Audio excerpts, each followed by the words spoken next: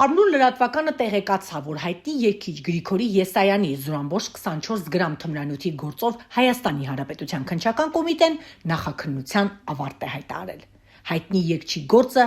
արդեն դատարանում է։ Ստացվում է հայտնի երգիչը դատվում է, իսկ նույն քաշի թմրանյութի պատմության մեջ հիշատակված ԿՊԱ-կան պատգամավոր Արթուր Հովհաննիսյանի գործը վերաբացման չի արժանանում։ Քննչական կոմիտեի տվյալներով Գրիգորի Եսայանին մեղադրանք է առաջադրվել այն բանի համար, որ նա չունենալով թմրամիջոց ձեռք բերելու, պահելու եւ փոխադրելու թույլտվություն, ապօրինի ձեռք է բերել եւ իր iPhone 15 հեռախոսի պայծյանի մեջ պահել 0.24 գրամ քաշով 4 CMC տեսակի թմրամիջոց։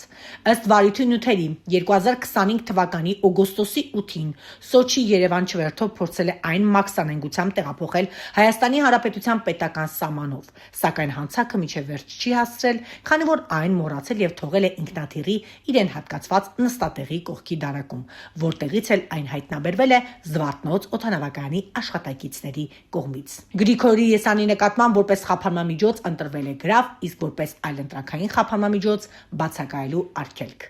Երգիչը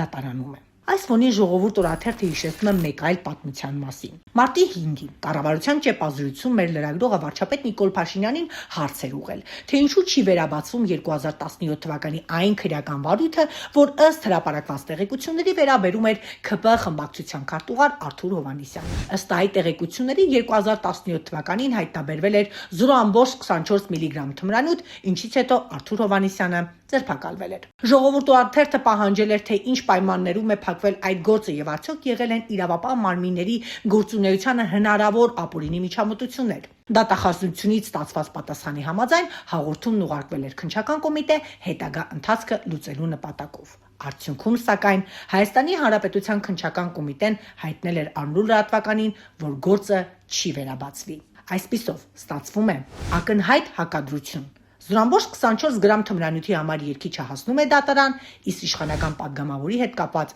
տարաբնույթ թմրանյութի պատմությունը մնում է փակված։